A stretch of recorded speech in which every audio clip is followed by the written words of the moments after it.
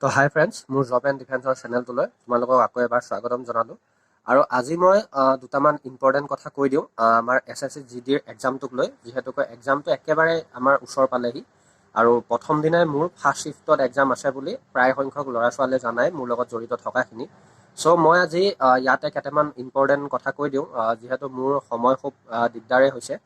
সেইকাৰণে মই বেছি দীঘল ভিডিঅ' নিদিওঁ বাৰু, দুটামান ইম্পৰ্টেণ্ট কথা কৈ দিওঁ। চ' কথাকেইটা অলপ তোমালোকে ভালকৈ শুনি লোৱা আৰু বুজি লোৱা।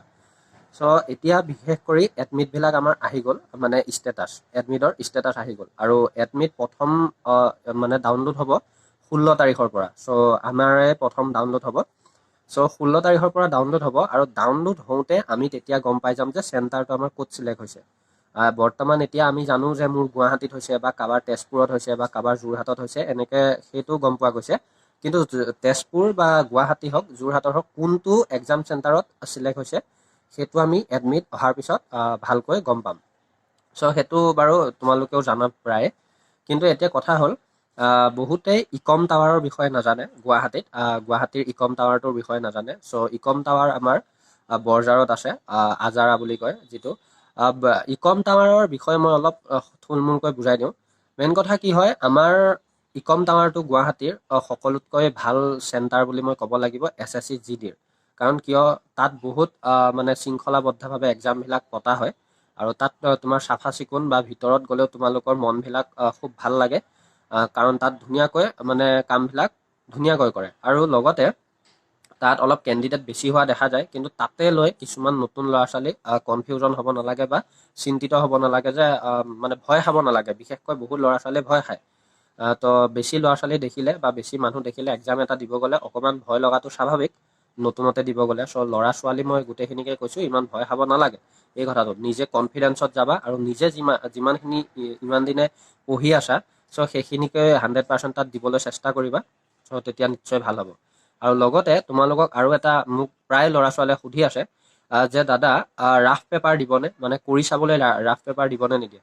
চ' মই এটা কথা কওঁ, তোমালোকে একদমেই চিন্তা কৰিব নালাগে। কাৰণ কিয়, তাত তোমালোকে যেতিয়াই গৈ এক্সাম হলত বহিবাগৈ, মানে কম্পিউটাৰৰ ওচৰত বহিবাগৈ, তো তাৰ 2-3 মিনিটৰ পিছতে 3 মিনিটৰ পিছতে তোমালোকক কলম আৰু ৰাফ পেপাৰৰ কাৰণে 3-4টা পেজ থকা এখন এনেকুৱা বহি নিচিনা দিব। চ' তোমালোকে তাত একেবাৰে চিন্তা কৰিব নালাগে। আৰু তোমালোকে যদি আগতীয়াকেও তাত কিবা লিখি ল'ম, মনত ৰাখিবৰ কাৰণে লিখি ল'ম বুলি ভাবিছা এক্সাম ষ্টাৰ্ট নহওঁতেও, তো তেতিয়াও তোমালোকে লিখি থৈ দিব পাৰিবা। চ' সেইটো এটা ভাল সুবিধা। আৰু লগতে মই আৰু এটা কথা কৈ দিওঁ, শুনা। যিহেতুকৈ এক্সাম 20 তাৰিখৰ পৰা ষ্টাৰ্ট হৈ গ'ল।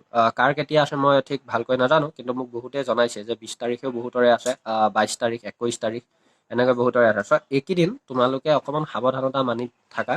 আৰু বিশেষ কৰি তোমালোকে, মই যিহেতু মেডিকেল দিবলৈ যাওঁতে এটা কথা লক্ষ্য কৰি আহিলোঁ, সেইটো হ'ল আমাৰ ৰিটেনতে কিছুমান ভুল কৰা বিনিময়ত মেডিকেলত গৈ কান্দিবলগীয়া পৰিস্থিতি হয়। আৰু সেইটো হ'ল আমাৰ ফিংগাৰ প্ৰিণ্টটোৰ কথা কৈছোঁ।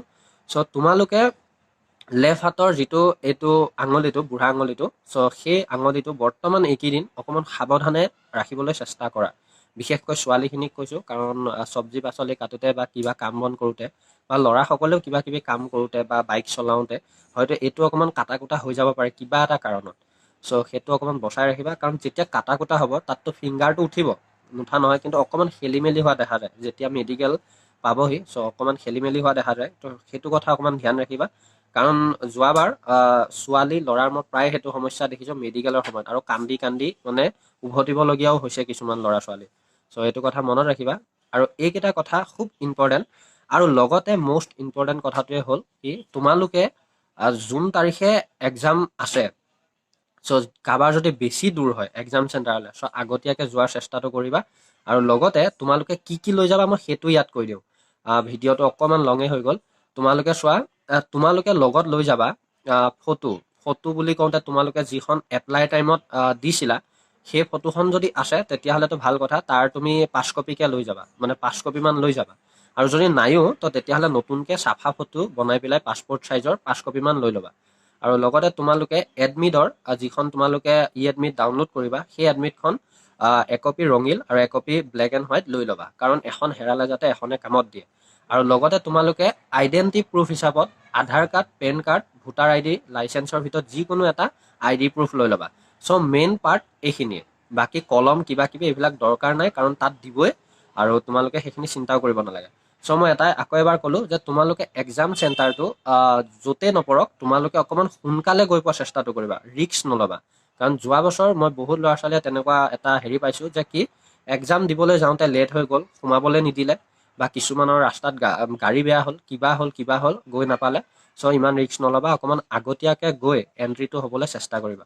চ' মই আজি সৰু এটা আপডেটিং দি দিলোঁ, আৰু চ' কিবা কিবি আহিলে মই দি থাকিম বাৰু, কাৰণ ময়ো পঢ়াৰ লগত জড়িত, এইকেইদিন লাইভত আহিব পৰা নাই। বাকী তোমালোকে কুৱেশ্যন এনচাৰবিলাক পাবলৈ চেনেলটো ছাবস্ক্ৰাইব কৰি লোৱা, লগতে বেল আইকনটো প্ৰেছ কৰি থৈ দিয়া। চ' আজিলৈ ইমানে আছিলে, ধন্যবাদ, জয় আই অসম।